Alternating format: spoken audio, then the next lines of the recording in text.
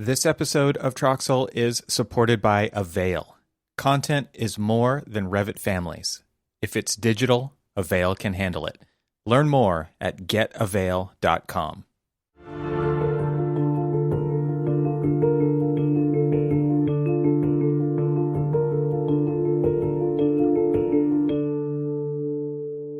Welcome to the Troxel Podcast. I'm Evan Troxel. This is the podcast where I have a conversation with guests from the architectural community and beyond to talk about the coevolution of architecture and technology. A little bit of housekeeping here before we get into the episode. I'm asking for a favor that takes literally less than 30 seconds of your time. The short of it is I need as many people as possible, all of you listeners, to add your name to the list of those who are willing to show support for what I'm doing at Tect, which is my day job, to help evolve our industry for the better. It's actually not too different from what I'm trying to do here on the Troxel podcast. This list will then help me tell the story to building product manufacturers that design professionals really do want a better way to engage with their expertise directly, save valuable time, and get their design intent realized. It doesn't really matter if you deal with product manufacturers directly. What I want to do is send a message, because the current way that we do this is broken. But most sales reps on the building product side don't have a good reason to change their current approach. That's our mission: people before products and service before sales. So this is where I can use your help. Add your name to the list at tect.com/join and encourage others to add their name to the list and ask them to share the message as well. This is powerful and necessary for me to reach my goal of making meaningful change for our industry. And rest assured, no information of any kind will be shared with anyone. This is just purely a vote, letting manufacturers know that a better way is necessary. And with that, we will deliver for both sides. Again, the link is tect.com/join. In this episode, I welcome Adam Wilbrecht back to the podcast. Adam is the Chief Product Officer and co-founder at ConcertVDC. He's a registered architect and specialist in building and design technologies. Today, his core interests focus on Web3 blockchain-based services for AEC, IoT edge technologies for buildings, and enabling digitalization of the design, construction, and building operations industries. Adam was formerly the Chief Knowledge Officer at Cunningham Architects, where he worked as an architect, technologist, and researcher for 30 years. He left the company in 2022 to focus solely on concert. The last time he was on the show, he was still at Cunningham, so quite a few things have changed. In this episode, we discuss the new AIA 2022 digital practice documents that now allow for digital media to be accountable, the larger life of data and how it can push into the full project lifecycle, model to manufacturing, environmental, social, and governance, otherwise known as ESG, blockchain, right of reliance, ISO 19650, and more. This was a fantastic conversation. Adam is a wealth of knowledge, and I can't wait for you to hear it. And don't forget to check out the show notes for links to everything that we talk about. So without further ado, I bring you my conversation with Adam Wilbrecht.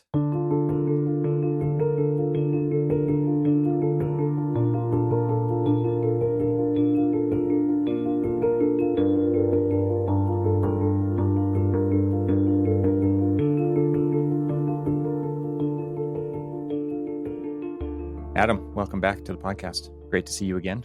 Thank you, Evan. Good to see you too. So a lot has happened since the last time we talked. I think last time you were still at Cunningham officially. I was Chief officially Knowledge Officer of Cunningham Group in Minneapolis. Yes, the man of many titles. That was my favorite. You were the only Chief Knowledge Officer that I've ever known. That was pretty cool. It gave some fantastic opportunities.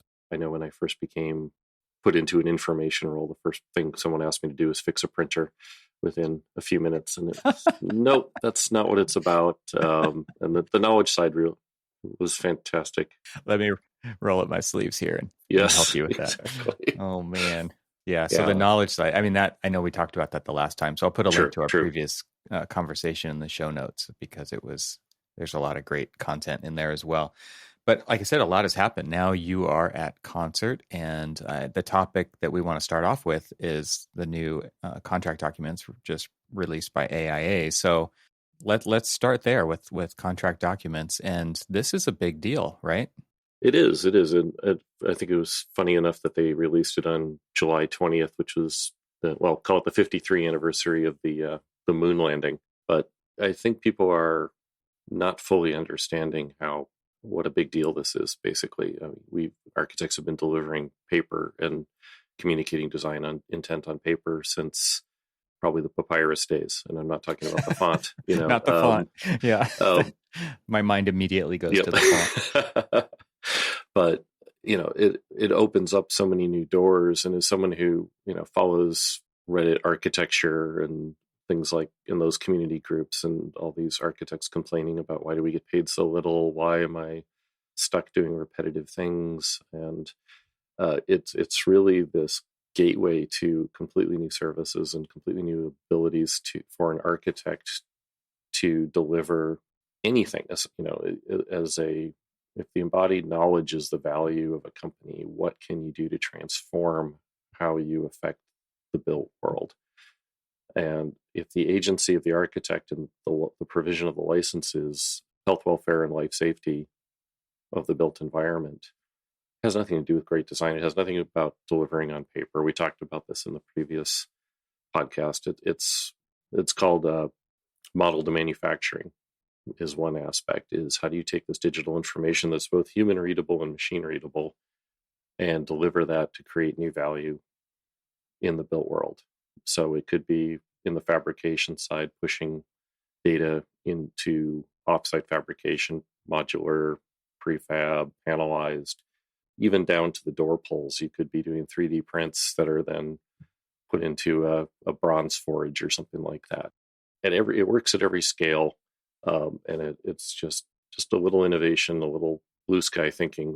It really opens up doors.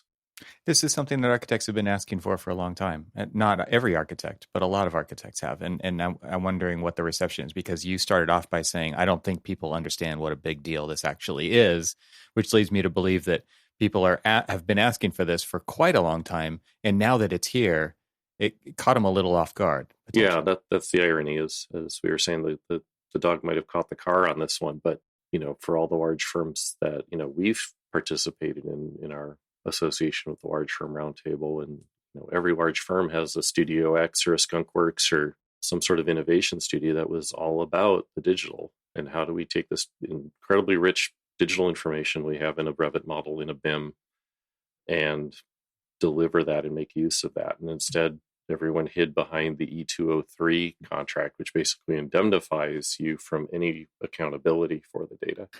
Well, right. What the AIA has done is that they've flipped that. So the 203, I guess, is still sitting out there, but there's no update to it. So it's still the 2013 version. But now there's a 2022 version of the E201 that has 3 tiers of use. And the third tier is really the big deal, is where if you elect for tier 3, you are selecting digital information is going to be part of the deliverable set. So it's not exclusively a digital deliverable. You're still going to have paper, you're still going to have your specs, your drawings, but it allows you now to provide digital content. And it could be just to resolve complexity.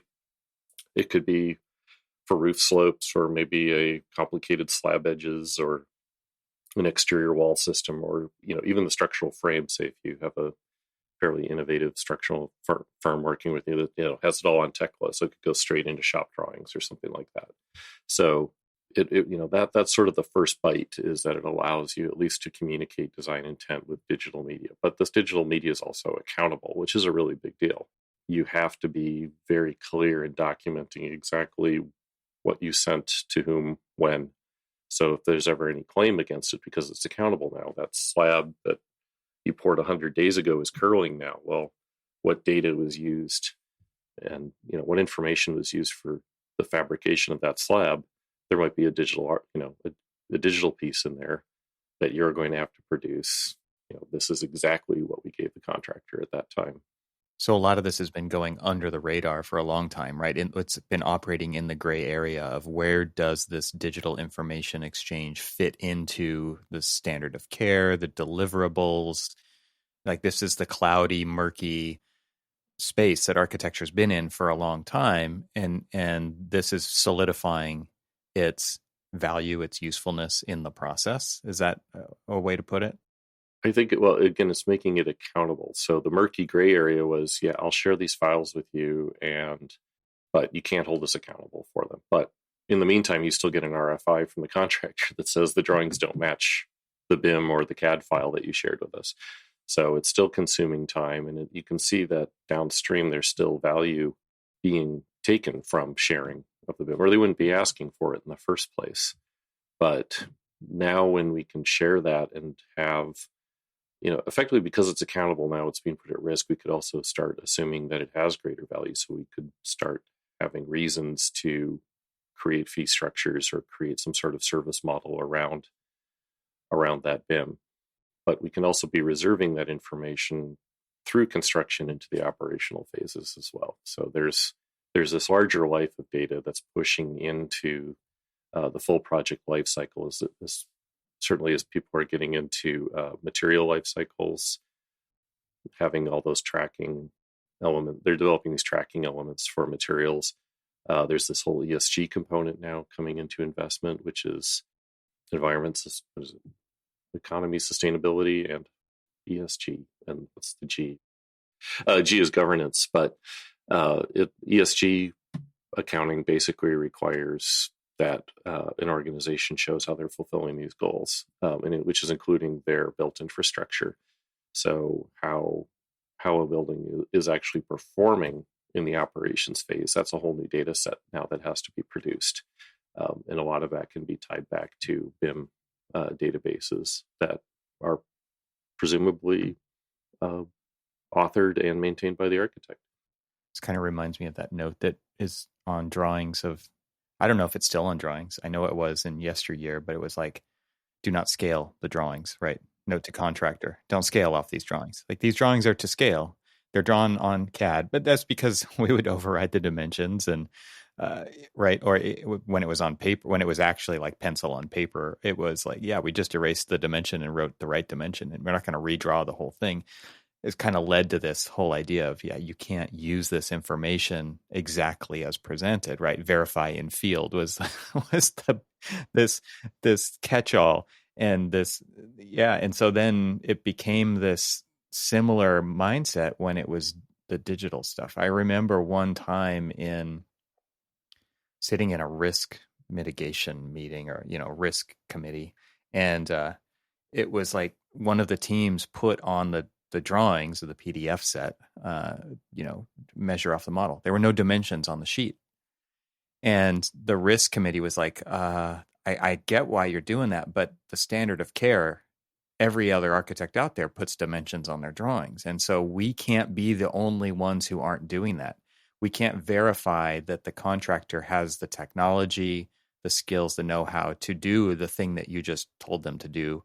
And we can't make them, like, that isn't part of our contract even. So that was kind of an interesting, push, a nudge in this direction of digital delivery. It's like, yeah, there's this set of drawings, but there's also going to be this model that has a painstaking amount of detail that is a valuable asset in the delivery process. And you've got a risk and a lawyer, these departments saying, nope, don't go there, right? Because the rest of the industry isn't going there. And so this has been this tug of war. This has been the murky area that a lot of teams find themselves in. And further, on top of all that, I know, like, at the firm that I was at, there were no AIA contracts at all. It was usually the contract was delivered to us from the owner. It was their contracts. They were large agencies, right? They were organizations that did a lot of building, campuses all over the place, and they would provide their own contracts. And maybe those were once based on an AIA contract, but I think there's still a lot of work going on where the AIA contracts are not the basis of the contracts that all the parties sign anyway. So is this going to make a dent in, obviously it's a step in the right direction, it sounds like, but is it going to make a dent? Not immediately, but how long will it take? Yeah, there's a couple points within that. One is, what is the model contract? What sort of sets the taste culture? And AIA is notorious for risk aversion. So this is kind of an interesting step that actually puts a new form of risk into the game that doesn't have a lot of precedence, if any. I think there's only really one documented case of the quality of a BIM being adjudicated And I don't even remember how that turned out because it really didn't matter in the big picture of things. It didn't really stop anyone from doing anything. But it didn't encourage anyone to do anything either.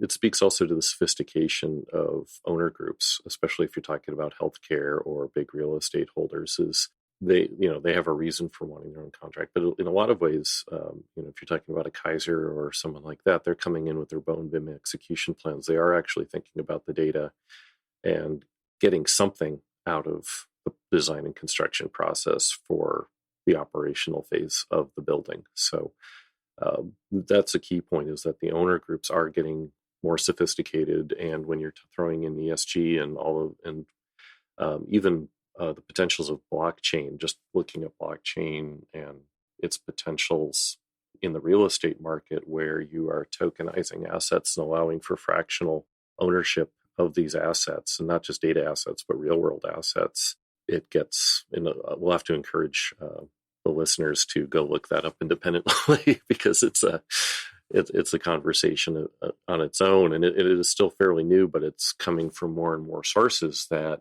the assets of the building are going to have greater value in the operational phase. But there's also going to be more accountability for buildings, and within cities, when you're starting to talk about smart cities and larger developments, there is, how does a building participate in a community, and how much resources does it consume versus what it gives, and the push to net zero. A bunch of agendas are coming to bear. So it's of corporate interest, but it's also of a municipal city interest that buildings are better understood, and there's a greater, call it matrix or mesh of information and data that's being shared. It is interesting to think about it from that accountability standpoint, and going beyond the property lines or maybe the exterior walls of the project, and think about it operating in this larger ecosystem community. Because, capital A architecture should have those impacts on its community. And yet we're very, keep that at arm's length because that's, I don't know what's over there. I'm a little scared of what might be over there, right? I don't even want to talk about it, what's over there in this, so that the ESG requirements, the operational outcomes, right? It's interesting because this is a double-edged sword. It creates more accountability for the partners who are proposing, building, handing over the keys to this thing, that their hypotheses actually play out, right? So many buildings are just a prototype, and even the post-occupancy surveys, right, are very much like right after they move in. Hey, how's that working out for you? Cool. And the architect's on to the next project. This actually gives the opportunity for architects to extend the relationship beyond handing over the keys and participating and contributing to an ever increasing value in the building's daily life to the actual users of, owners and users of that building. I think that's there for the taking. If somebody's willing to address that this is opening up new ways, new business models in practice, potentially, right? And that to me is what's the most exciting. But what's the adoption? What's the taste for that kind of risk, but reward potential? Mm-hmm. Yeah, I think that's the architects have sort of been so good at protecting their service model that they find it very hard and uncomfortable to look beyond it. Is like, well, am I still an architect? Well, how hard are you defining that title? Software architects came along and use it quite liberally and quite fluidly. Architects are much less likely to take a more fluid approach to the title and what it can mean for the built environment. But again, they're looking at it, how it's defined in this very safe space of the contracts. And I think that's why the contracts are so important. Is here's sort of permission to go into a new paradigm of what could be a contract deliverable and the value of it ultimately, especially if it's something that is going to have an evolution into the operations and performance of the building. And on top of that, if you're looking at Silicon Valley, you're looking at all of the startups that are firing up around AEC, there's a lot of them that are reliant on some sort of reference point. So anything that's in the 3D scanning or photogrammetry that's looking at progress even drone photogrammetry, insurance companies looking at all this information. So it's not just the contractors. OSHA, they need a comparative. And whose model is the comparative? It could be the architects. Architects might be quick to run from that, more risk, but how could that be greater reward? There's also model to machine or model to robotics. So if you look in, one of my favorite companies is Dusty Robotics out of the Boulder, Denver area. They have this robot that goes and literally draws the wall layouts down on the slab. That robot needs a reference. Well, so what's the source of truth? Is it the architect's model? And if it's not, why not? What is the next phase of development that is placed on this, especially for wall layouts? What more is a contractor going to add through a shop drawing process that's going to change where the layouts of the walls are, or the penetrations for the piping and things like that? So it's all, we as architects, we develop the seed product that fuels the entire industry. And so, we're the source, call it the energy source, the primary resource. But up until now, we've just been throwing it over the wall for collaboration purposes, that wonderful collaboration word that makes you sound so impressive. But what it really means is that you're doing a lot of free work. Why can't you capitalize on that work? So getting back to the contracts, and a piece you were talking about earlier was, these intricate models. Well, there's no perfect model. And that's the other piece that people shy away from is, well, I can't deliver the model. It's not perfect. There's going to be something bad. So what very wisely is in the contracts is that when you're sharing data assets, is that you put in what's called a right of reliance. So you're writing in, I'm sharing this model with you. There's lots of wonderful things in it, but you can only use it for this purpose. So in one case, it might only be for cost estimation. It might only be for energy analytics. It might only be for roof slopes or some complex geometry like a big rain screen assembly. So yeah, you're going to get a lot of data with this, but this is the only data set from it that you can use it for. Or you could flip it and say, use it for everything except the doors and windows or something like that. So this right of reliance piece is a very powerful thing that should help everyone understand that you don't have to have the perfect model. They're in control of that, what it's getting used for. I think that is super important. So that gives people a little bit of peace of mind. It's just, how do you keep track of all that over time, right? Because how many models on a complex building project are there? There's no answer to that question, but it's a lot, right? It's always a lot. I saw something recently where somebody was sharing a tower in the Middle East, and it was something like 11 or 1,200 data sets that were all combined to create the federated model. So it's not it's just a collection of linked files, right? And who is deciding what you can rely on for each one of those pieces, and that changes over time, right? So as design goes from fuzzy to focused, you can increase the number of things that model can be relied upon if you choose. But where do you track all that? How do you keep track of all that? And who does that? And I mean, it sounds like the architect's potentially in the driver's seat if they want to be there. But that is a management issue all of a sudden that we've never had to contend with before. Mm-hmm. That's a wonderful question. It actually fits into the blog we just wrote on Concert, ConcertVDC.com. Or GoConcert.com. We just posted that this morning. Data management is a huge piece of this. And as this audience probably well knows, is that there isn't just one big deliverable this is a process. It's actually an engine room of receiving data, as built conditions, LiDAR, photogrammetry, all kinds of, even GIS information and information from surveys. That's all the fuel for design, but that's all coming in data now. We're synthesizing that into schematic design, approval images. So early models, renderings, VR experiences, these are all getting approvals. So if you're familiar with ISO 19650, everything, the process that runs through, a design that then ultimately has to go through approvals, and not just from the owner, but this is from all the collaborators. And then it comes back until it has final approvals.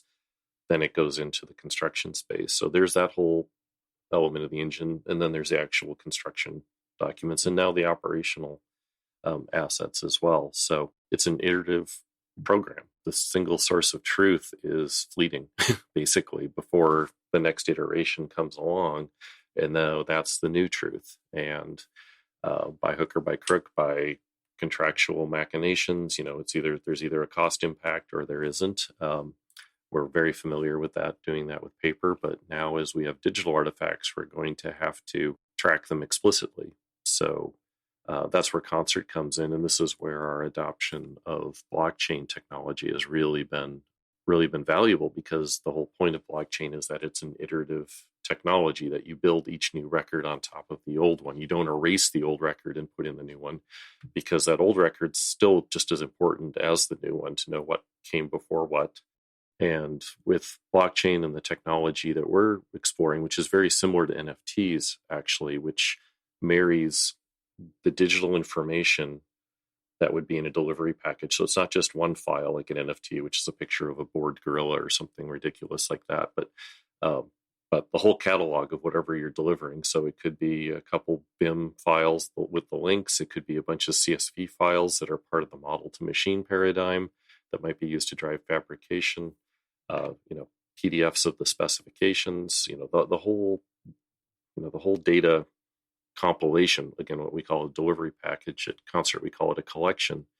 That can all get written with its hashes of those files into a package that also includes the identity, not only of the person who's authorizing it, but also the organization that it's tied to. So now all of a sudden, we could say HKS or Canon or Cunningham or any of those firms are basically putting this imprimatur out in cyberspace that says these exact files belong to this organization and they were delivered to XYZ on exactly this date. So we basically have this digital receipt of not only the creation of the files and their existence, who owns them, and then how they were distributed as well. So it turns out to be a very robust and unprecedented record that facilitates digital delivery. So the record keeping is happening. I want to walk this back a little bit and just make sure that we're all understanding what you just said.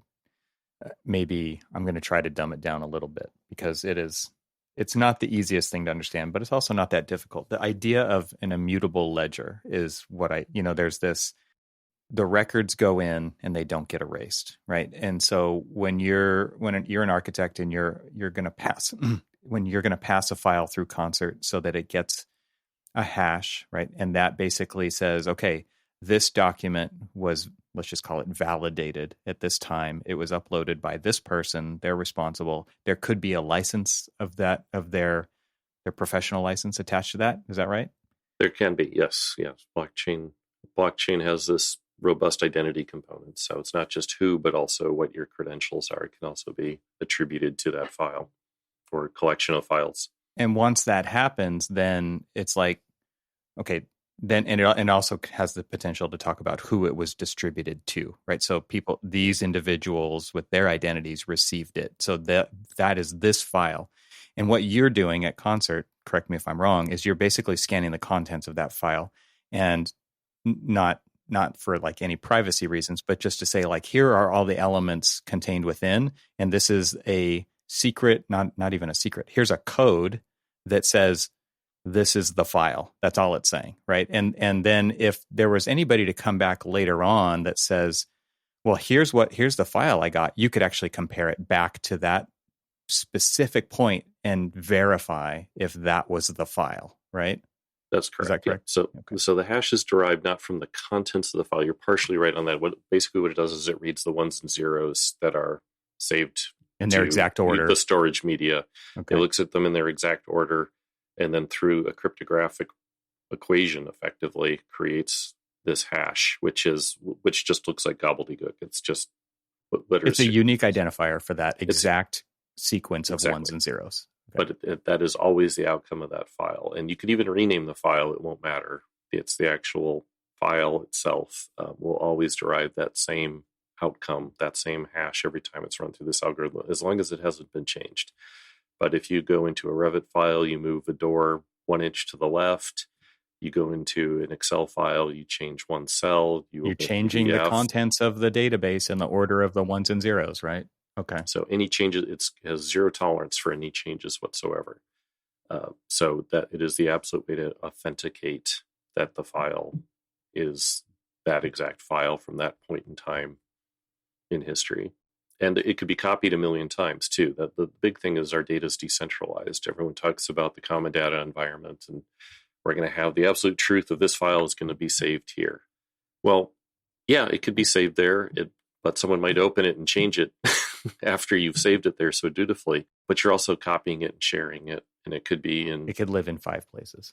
It could be in 40 places, 50 places, and all of those are the truth. So the single source of truth doesn't become the file itself; it becomes the registry of that file.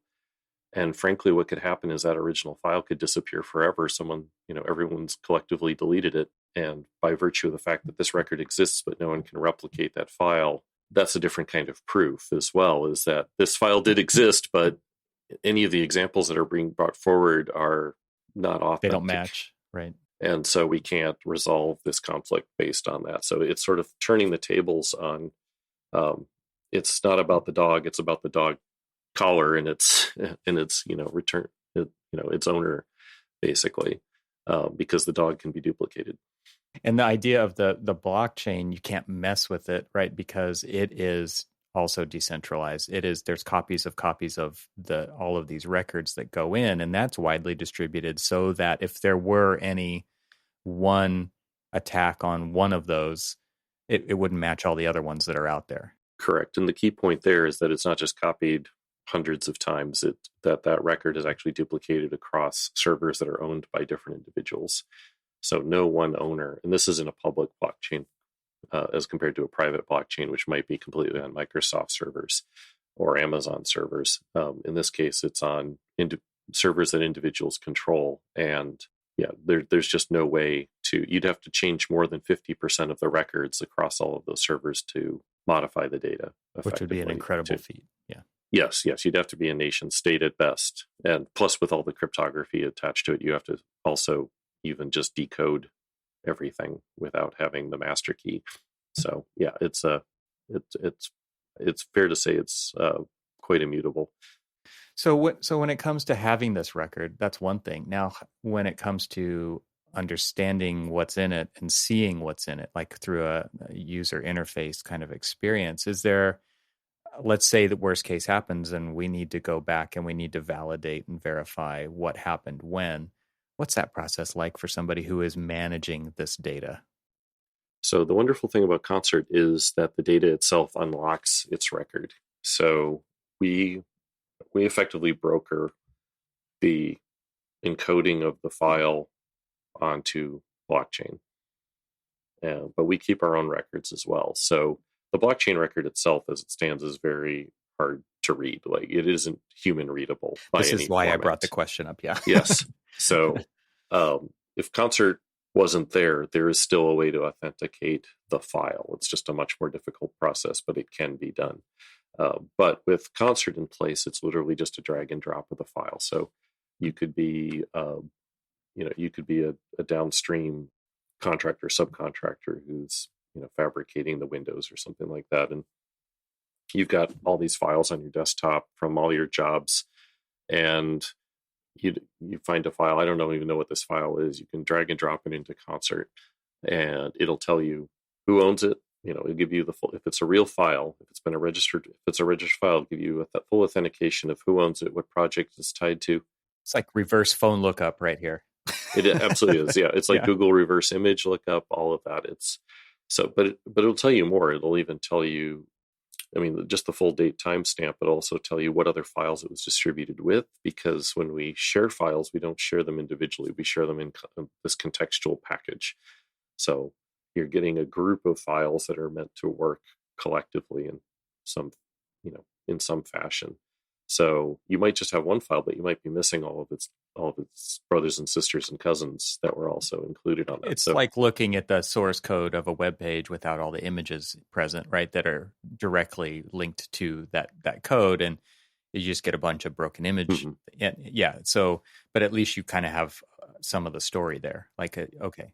Well, we have the ability to give more of the story too, and this is derived from the NFT side of the technology, is that we can package in a whole ton of metadata. So this is where we can put in the authorization. So Evan Troxel authorized the use of this file for, and then have the right of reliance. So this is only for pricing. This is only for constructability review. This is only for door manufacture. So you might find out that that isn't just in my email box anymore. Like that's the crazy thing, right? Is that's how this has actually worked for so long, is like, okay, Brandon said it worked this way, and then 3 weeks later Sally took over and it changed the right of reliance, but it's in her email box, it was in his email. Now what you're talking about is kind of this ultimate repository of the breadcrumb trail, like that tells the entire story. That's a great way to put it. The breadcrumb trail, it stores all the breadcrumbs. So it's not just having the asset, having the file. It's understanding the context of the file. Context is king in our industry. You need to understand what and how and why it's being used. We also include the versioning too. So that's what I was going to bring up. Yeah, you might find that it's version 43 of 57. Right. Well, that's not a reliable file, probably. It's been superseded so many times that before you commit to work, and this is what helps, people need to understand a shared file not only puts your firm at risk, but it puts all the consumers of the file at risk too. They're taking the risk that the information is good and that whatever they produce from it is going to be relevant. No one wants to, in the case of HKS and SoFi Stadium, there was 37,500 fabricated metal triangles for that huge canopy. Imagine that you produced all 37,500 of them and it was the wrong version. No, we set out a whole new set of CSVs the following week. You didn't see that? So yeah, those are all rejected. You're holding your 37,000 shingles. Wow. So this sounds, it sounds fantastic. It also sounds I could see people being really scared of that level of accountability, because on one hand, there's always been this kind of sentiment of, don't send them our files, man. Like that's our secret sauce. All they get is, that's our intellectual property. All they get is the drawing, the intent, the representation of BIM or the process. Let's just call it. I guess the BIM is a process, but it's interesting to think about it that way. And then there's this other side, which is like, take all the files, like just have, and the lack of tracking that goes along with that. Because just between the design team and the visualization team, like the design's always changing, and the rendering people can't get the render done because the design is always changing. That's just the microcosm of the actual ecosystem that we operate in, and kind of navigate our way through the entire real construction process, working with owners, working with multi-headed client groups and stakeholder groups, and all of that stuff. So I can see how this fits into tracking that, bringing a level of accountability to that. And then you as Concert are sitting in the middle of that. And I want you to just set the record straight right now. Like, I'm not actually showing Concert what's in my private file that I can't show anybody because I've signed an NDA with the client and they don't want anybody to know about it.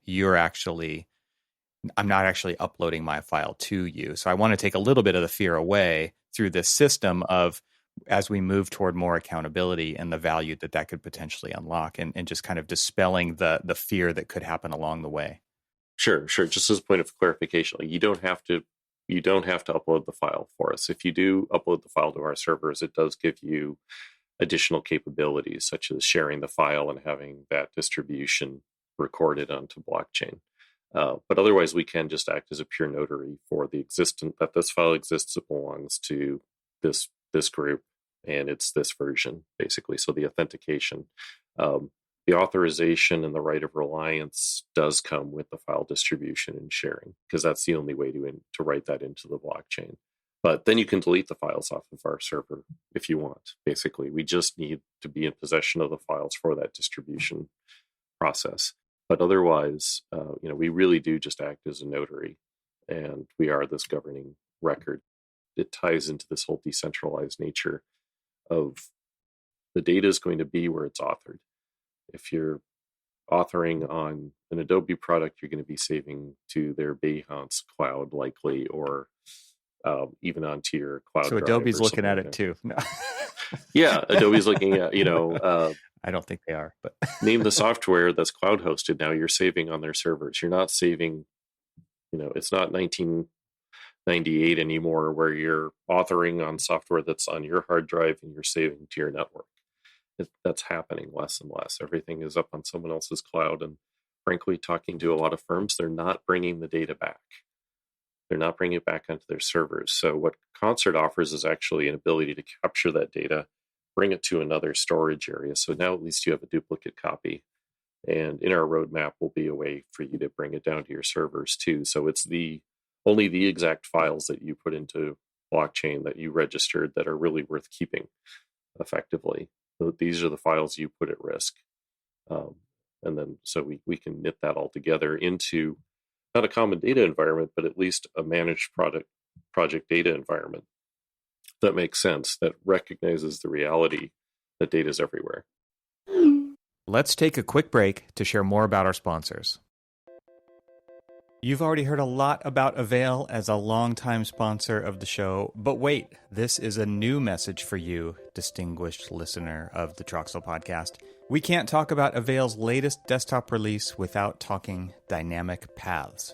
You know what I'm talking about. Yeah, of course you do.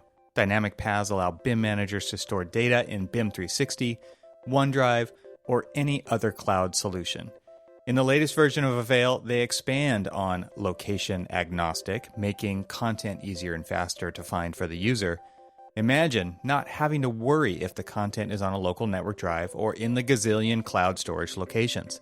How is this even possible? Pure magic. It's the stuff of unicorns and rainbows, my friends. Let's keep this just between you and me. Here's some of the details. Following on the promise of being content agnostic, Avail now makes location complexity a thing of the past. Content is more than Revit. It ranges from Rhino to AutoCAD to Office documents. Well, this is next level. We're talking network locations. Have you ever seen one location where all the project content lives? Snap out of it. Of course you haven't. Content can live anywhere, from the local network to BIM 360 to OneDrive to any other cloud location. Why does this matter? Well, good thing there are no dumb questions, because the answer is that it frees up users to concentrate on design, which pays the bills, and getting content into a project, not managing technical issues around network drives and paths. Let's face it, they aren't that good at that anyway. Avail's mission is to make finding content simpler and easier. Like our favorite architect Louis Kahn once asked, "Data, where do you want to live?" I don't think he really asked that question, but Avail allows teams to, so let's just roll with it. And hold the phone. For those of you who know what this means, Avail also supports federated data requirements. Data can live where it needs and must live, allowing users secure and simple access to it. So, what's the takeaway? What's the big picture here? Settle down, I have it right here. Avail is a platform that connects all types of data from all types of locations, hiding complexity. Try it today. Go to getavail.com to learn more. And now let's get back to our conversation. It's interesting also to think about this as just a way to authenticate the decision-making process, right? Because that we're seeing so many tools nowadays enable architects to make decisions by using it. The old way of doing it was like we make the decision and then we document it. But now, as we use real-time rendering, we can make decisions in a fully real-time rendered environment, and the rendering tool becomes a design tool. I think this is not unlike that in that it gives us the ability to document who decided what when along the whole way, which is the basis of the outcome that we're all after, right? We're all professionals. We all signed off on this. We all decided this is the direction to go. Here's the record of that. And that to me that's been missing for so long, right? I know some architects told me that they had the last sheet in their set was all the decisions that had been made. It was just like a giant table. Okay, on this date, this person decided this. On this date, this person decided this. So when anybody was going through that set of paper documents, they said, who decided this? This is crazy. Well, you could skip to the last page and find out. And I thought that was really an interesting way to do it. But for the most part, that doesn't happen in our industry. I think the only thing I've seen that is a close analog is the old-fashioned phone log. And that was the closest thing. I spoke with so-and-so on this day, and we decided to make this change. But that doesn't get shared. That doesn't get, that gets shoved in some file that is now sitting in Iron Mountain, never to be looked at ever again, if it is existed at all.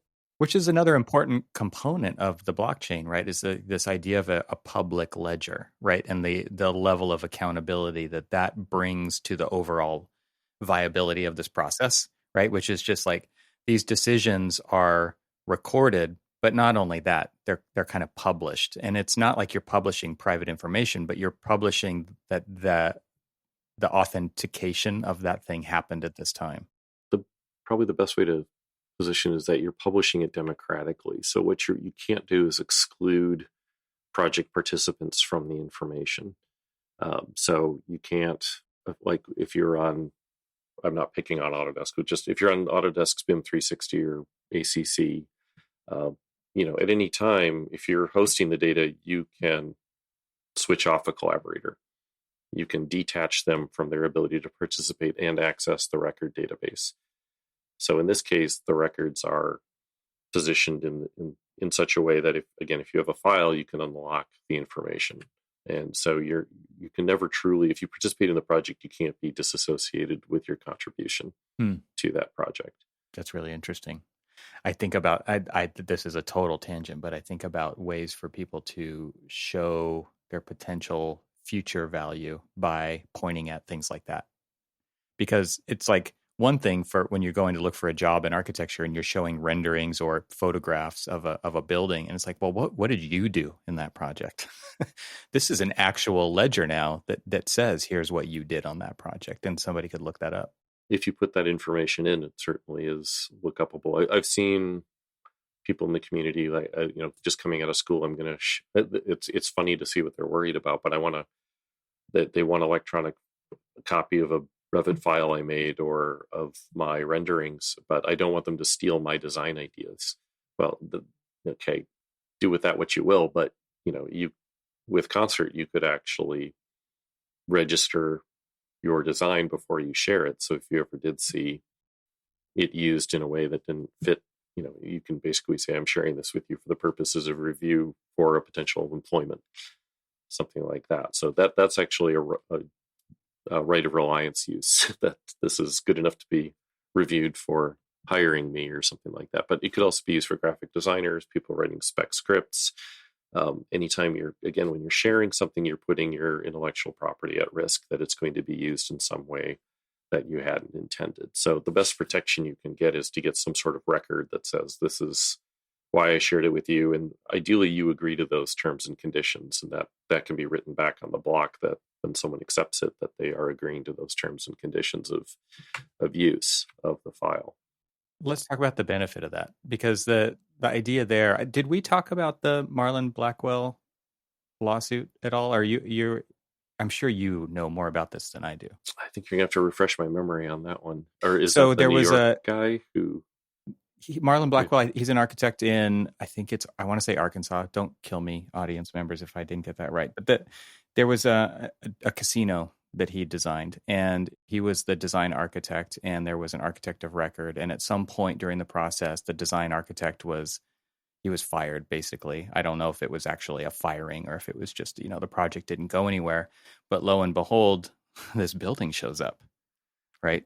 And it was like the building, and for the most part, like it was not that different. And so the architect of record had taken the model supplied by Marlon Blackwell's office, and I'm very loose on the details here, but the idea was like he thought the project was dead, and this other architect took what they had done and built upon it and constructed this project. And so this idea that you're talking about, where it's like, okay, no, this was my intellectual property. Like, it actually is my intellectual property. Our office designed that and drew it and modeled it and made all of these decisions and were paid for it up to a certain point. And then it was taken and other things were done, which totally breaks the contracts, right? But it was all kind of done under the radar as far as we know.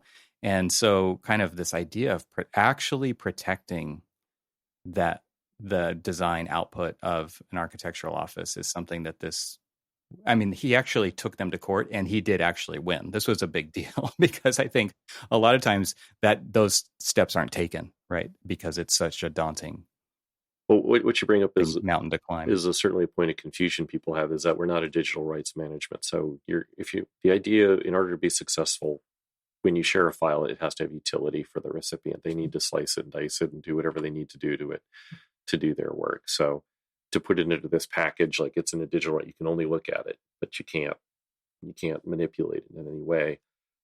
That's certainly a legitimate way to look into this, but ultimately we don't think it's a successful one because you're going to require people to have software on both sides and to even receive the file and then to keep it, sort of in this walled garden while the recipient has it. So it just doesn't work. All we can do through blockchain is basically establish that, one, the file exists under their authority and that they can mark that point in time. So half the battle is just, what was the timestamp? That's my original idea. No, it was my original idea. I did it first. It's like, well, I have this record that's pretty much indisputable saying that I created this on this day. Can you better that? This exact file, yeah, right? Because you can just say, you could re-upload that exact file. Yep, the hash matches. Okay, verified. Right. And, architectural design can be very complex, but when you're getting into environmental design or logos or, these sort of other sundry items that are the output of creatives, that's also just IP that deserves to be protected. I mean, we're really interested in anyone who is a designer of any sort of creator to have the ability to, basically mark that point in time. I created this IP and now I can share it freely to try and get value out of it without worrying about it being stolen. Or if it is stolen, I have a pretty airtight case to say that this was mine and I shared it. I even have proof that I shared it with you on this day. And now here you are, violating my copyright. I've got a case. Are there ways to tie this back to where we started our conversation with the value of these digital assets throughout the timeline and potential new ways, or let's just call it, cutting edge, maybe not bleeding edge, or maybe there are bleeding edge cases of ways to create value by marrying the new opportunities in contract docs with the stuff that you're doing at Concert? What's interesting about the way the AI contracts positioned it is that the E201, which is also tied to the G203, which is the BIM execution plan. So it's very much built around BIM, but it's not exclusive to BIM. There's elements for BIM-derived data, which is basically design data, which is any data, frankly. They leave that part nice and blank. It just has a header that's other data, basically. But because it's in the contract, it actually becomes a front-end discussion. So now you are having this critical conversation with the building owner, the client, of what do you need? What do you want? How are you going to operate the building? Things that don't really happen right now with a business development leader or a project manager. They're very much about deriving the fee. How many hours is it going to take to do X? But now you've got this new critical conversation of, well, we're going to deliver for construction, but is there more? What else can we do? How are you going to operate the building? What are your ESG requirements? How can we fulfill other needs that you have as a building owner or property manager or whatever? So by bringing those into the front end, that's where the value is created, because it's ultimately changing the fundamental conversation, because the deliverables aren't just boilerplate anymore. Now there's the ability to deliver more. And I don't want to be too prescriptive about what that is, because I don't know all the markets. What a multifamily building developer is going to need, who usually flips the building in a year, is going to be much different from, say, a hospital or other institutional owner who is going to be starting remodels the day the paint dries on the first run. Operating on different timelines for sure. And then we're looking into transportation as well. Transportation DOTs are already 100% digital across the country. So they're looking for ways of authenticating the data and keeping long-term records on that data, which Concert is actually ready built for, which has been it's interesting to think about how AI plays into this and deep fakes and all. This is another way to kind of combat against that. And everybody's seen a document that's been touched up, changed, whatever, and had to try to figure out a way to go back through all their records and show, no, this is the one you're showing me has been doctored, right? That is only going to get become more and more of an issue, right? With the ability for, what we're seeing happen with it's happening on still images, it's happening in CAD files, it's happening on video everywhere. It's definitely a major, major issue that firms and leaders in these firms are going to have to deal with directly. And that actually has been brought up on the Hollywood side of things. I'm not sure if it was Scorsese or Coppola or someone of their caliber wrote a piece about a year ago saying that there needs to be some way to authenticate original photography because of the deepfake issues, because of the doctoring issues, that if there is some sort of ledger out there that records what the original of this is, and it's provable. So we fit into that same equation. Absolutely. Meanwhile, there's young Pacino in Scorsese's film. Right? Yeah. That's an original deepfake. So there's an opportunity here for the audience that listens to this show for sure, which is to add value to the process in the firms that they work in and be able to bring these kinds of issues to the forefront or be the champion of these kinds of things. Because like you said, the current business development leaders or project managers aren't necessarily thinking of all of these things. And they probably aren't going to, right, without the help of people who are like the ones listening to this show, because it's just not even on their radar. But then there's also this hurdle to overcome for the people who do think like this, to actually get the ear of those people where they don't just dismiss this kind of thing completely. I know you guys at Concert are writing a lot of blog posts to kind of expose this type of information so that a wider audience can digest it. I'm just wondering, what are the tools, what are the resources out there for people who are willing to take this stuff on and start to change the game in their firms when it comes to unlocking potential value, having these critical early conversations, not only with the clients, but just with the internal leadership and the workings of companies and how slow they are to kind of react to this kind of thing? Well, there's certainly the long format people like a Phil Bernstein or Randy Deutsch at IIT who are writing, actually writing things with a bound edge on it that at least mark a point in time saying, look, this is coming. You've got Bernstein's Design Data Architecture book, which was actually a recommended read, I think. But there's also the future of, what's the name of it? The Future of Professions by Susskind and Susskind too. That's talking about how AI is going to disrupt the professional workspace, and we've already seen it in a few areas. I guess financial analysts are the next to get bit pretty hard by AI, but architects are in the mix as well. Structural engineers certainly are. So part of it is just existential, and that's the point they make there is technology, the value of the data, you're leaving it on the shelf. You need to unlock it because you're going to need this additional revenue anyhow, because the race to the bottom fee for services, especially once AI comes into the fold, you're not going to be talking about 3 to 5% less on each successive project. You're going to have that client that wants 50% less, is going to offer 50% less. You should be designing for that right now. There should be a lot more urgency in it. Instead, COVID didn't expose us the way it did the restaurant industry for what the flaws in the system were. That we've got some pretty big flaws. We have not gotten more productive. We don't innovate. We basically stay inside the guardrails pretty closely. So on one side, there's just should be this, it's the frogs boiling in water. The water's getting hotter, and it's kind of shocking that people just talk about it tangentially, but maybe it's boiling so slow they think they'll be retired by the time that it comes to affect them. And in some cases that would be true, but if you're, I'd say, under the age of 45 right now, you will be practicing differently. The question is how, or will that different practice be because the fees are so low that you're just going to be basically limiting, not even turning on the heat in your building.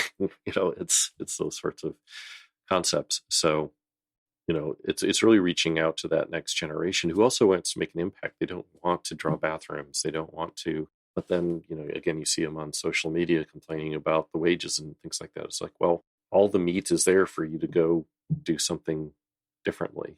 So where do you go outside of, I think, sort of the main people, at least highlighting the innovation that's possible, like Randy and Phil? You're looking at people like Pascal Bornet, and his last name is Shayu, who's looking at AI and on LinkedIn. That's, it's in these social feeds that people are showing off. I mean, it's little bits and pieces, but you got to be creative to start putting it together. And then, building operations is a big opaque. It's kind of that place that architects don't want to look because it involves a lot of rigor with data and rule following, and it's not a creative place. But there is so much money tied up in building operations that it's just a place we should be, because as you were talking earlier, a building's not just going to exist within its property lines. It's going to be a citizen within a community.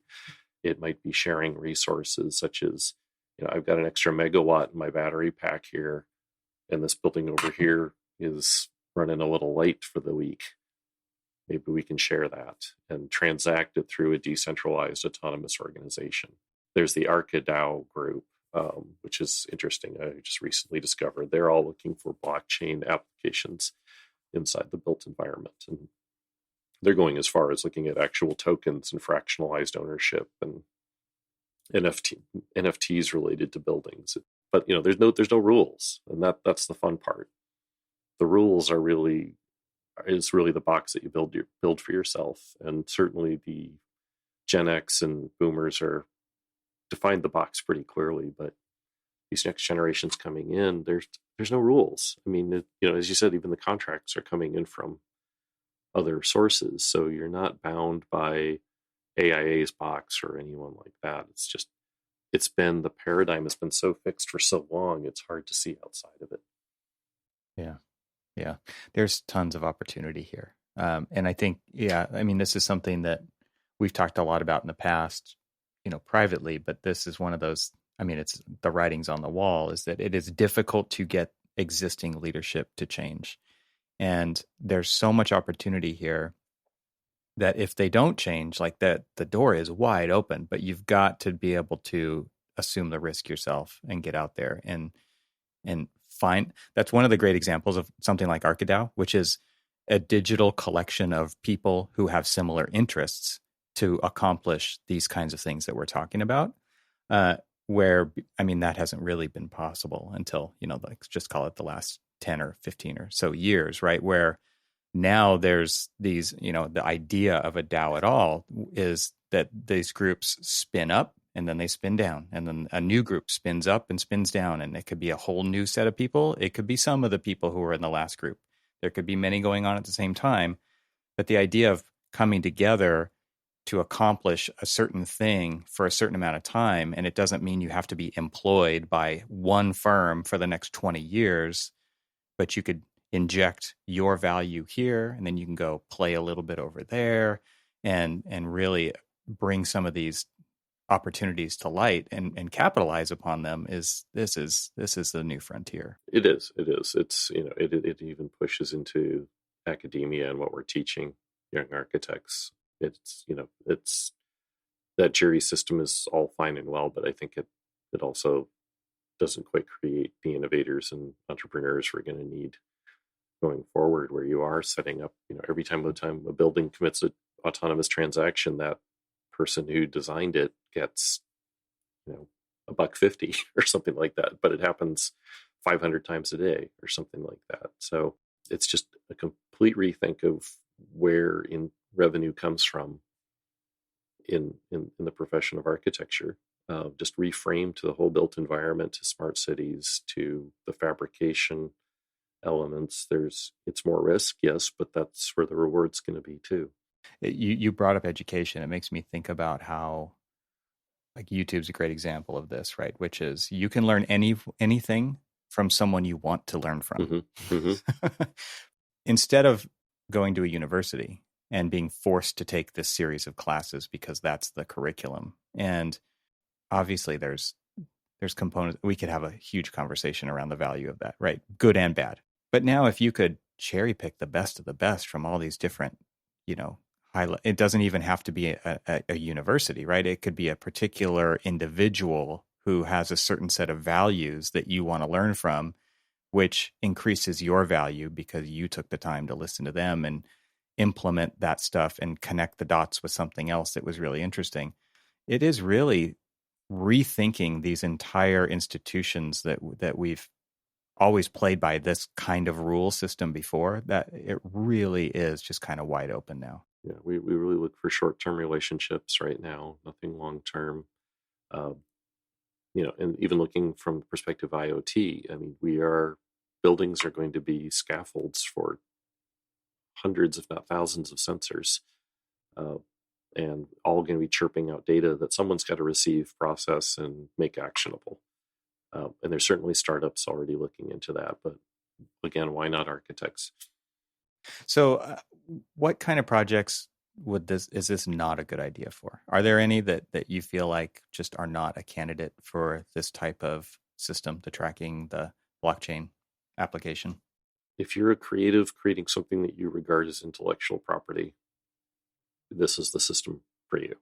You did not answer my question, Adam. So, no, I can't think of any limitation.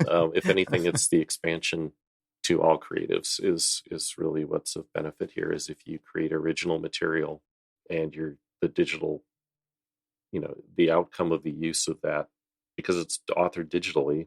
If you gain value by sharing it, Concert is what you need. It's like you're the partner to enable that, unlocking that value. So, and you've talked about this in terms of being like digital postage. Can you explain that? Well, that's our pricing model, which is that we don't, unlike other sharing platforms out there that require seat licenses, we don't do that. Basically, when you mint a blockchain record with us, it's $5. So you pay as you use it. And in some cases, it can be regarded as a reimbursable expense because you're building project record. Because it's democratized, you're building the project record for everybody, including the building owner, who's going to have access to this full provenance of all of the data in their project. And so it's a different economy, basically. It's about the record. It's not about the utility of the software per se. It also encourages people with this pricing model to encourage the whole team to participate. Yeah, there's no limitations on that. It also makes the ability to digitally sign things. Blockchain as a signature process is that you don't have to be there to physically sign everything. And for all the people who talk about, well, I just throw the JPEG on my title block of the signatory, well, you're breaking the law technically. There needs to be either a full-blown digital signature or a wet sign, that then is then scanned in order to be legal for pretty much all the states. Right? This is huge. Alone, this little thing right here, I think about the principals who do sign documents in firms and the need for them to be in a specific location at a specific time to spend a couple of hours signing documents is just a rare occurrence, right? The ability to actually do that, because we've seen what's happened to this industry in the last 2 years alone, which is who knows where anybody is, right? They're in a lot of places all the time. And you can understand, especially with the way business is working right now, they have to just be out all the time doing these things. And they're rarely going to be able to come into the office, whatever that means, to do this kind of a thing. This is a big deal alone. I mean, you could talk about it even from a carbon perspective, right? But this is one of those things where that alone is a big deal, to be able to effectively sign documents from anywhere, as long as you have an internet connection. Absolutely. yeah, we love the idea that one, the model manager, the document coordinator for a project can put all the assets together, and then principal just might be on vacation in Bali, but they can sign everything from their phone. That's where they should be. They should That's be, right. exactly. The whole team could be there for all we know. The innovation they put in place gives them all that free time. So, that's really the goal, is to, cause a rethink on what's the value of your data, and then what does authorization of the data look like? What does it mean when you authorize the use of this data? And then with the prescription of right of reliance, and then for the recipients, it's this assurance that they can always look it up to see if they've got the most common, if they've got the most current thing, or even if it's authentic. They certainly wouldn't want to perform work with data that was either not current, or someone had changed something when they weren't looking, and it's not the accurate data set. And again, it works at all scales. We can be talking door hinges all the way through, entire envelope systems. So what are the biggest impediments or pushback that you're seeing against, just moving into this kind of way of working? I think it's a misunderstanding. What's the fear? It's less about fear. It's about a misunderstanding of when, a lot of folks just think it's for the big milestones. The thing is that there's a milestone. There might be 3 milestones a week in the sort of new dataverse, is that you're continuing. My latest file is a milestone. Exactly. Right? Yeah. Your latest file is generating a tremendous amount of value. I mean, you would not do well if you only shared collaborative data every month. Some people are asking for it on a daily process. So the real answer is, anytime you're putting data at risk, or even registering data that you're consuming that will be put at risk, whether it's, again, the soils report or the LiDAR scan, even the people who originate this content are, they're putting their information at risk as well. So it affects the whole ecosystem. It's not just the architects, it's also the engineers and the surveyors and anyone who's creating, again, original information that is being consumed in some way to generate value. As antiseptic as that sounds, that is really the reason Concert exists, is that it's for any time information is shared. We don't care about work in progress. As long as it's inside your firewall, do whatever you want. Concert's not going to bring you any value to really, if if Charlie and Donna are erasing each other's work every day. And we'll leave that to your internal management to solve. But once it's put out there, there's a purpose you share the data. And if there's no purpose for sharing the data, don't share it by any means. Hopefully this helps some firms, even understand their processes and policies a little bit. So they're not just throwing the data over the wall whenever, that they're being much more purposeful of, like, why did you create that and what was its purpose while for it's being shared? Did you want the owner to review and approve? Or were you just creating a rendering because you really didn't want to be drawing those bathrooms that we need you to be drawing? And that's often the case too, is people are kind of working with the fun software when they should be doing the real work with the unfun software. I mean, that's anecdotal, but that's certainly the case, is that we're so free with the data, despite, all the leaders worrying about giving away our IP. What they're not really understanding is that people are attaching and sharing through Teams and Slack and email and whatever their file sharing software is, or up on the big clouds. The data is moving already. The question is do you know why? And you should care why, and do more to control that. Is there anything we missed here in this conversation that you think is worth adding to it? I think we covered it all. I think they were great questions, especially about just what's going to light the spark for people. The big answer is, we need more leaders basically talking about this. We need to, the lawyers need to play a role, and that's where the contracts are. But we just need more people talking about what's possible and really doing research and where revenue can be found, and what's the different points of engagement, especially in building operations. It's not enough to do POE studies at the end. They're usually very biased anyhow. The questions asked are only ones that have positive answers that help you get the next job. Leading the witness. Mm-hmm, yeah. Exactly. They're very leading. So, thank you for the opportunity to share our story here.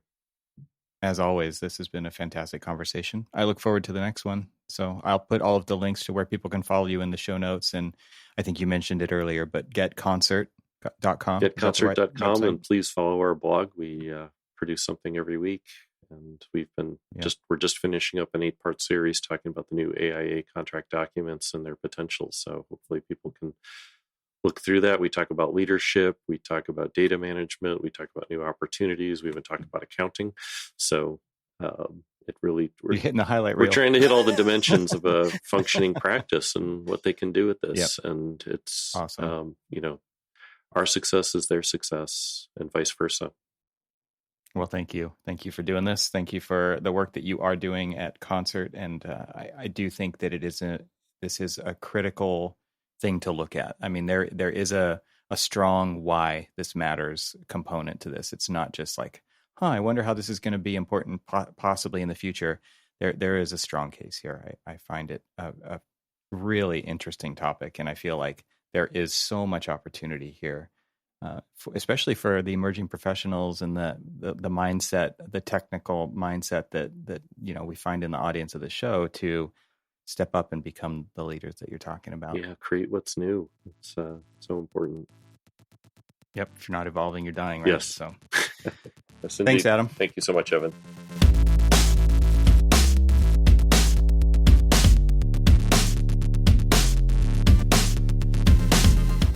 Thank you to Avail for their support of this podcast episode.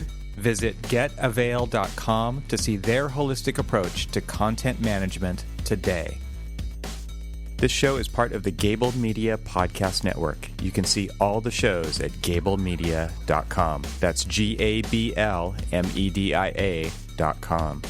You can help support what I'm doing here by leaving a 5-star review on Apple Podcasts to help get the word out, and of course, share it with your friends.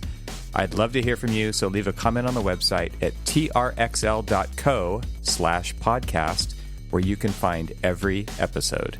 You can also follow me on Twitter and Instagram and YouTube. Just search for eTroxel. Talk to you soon.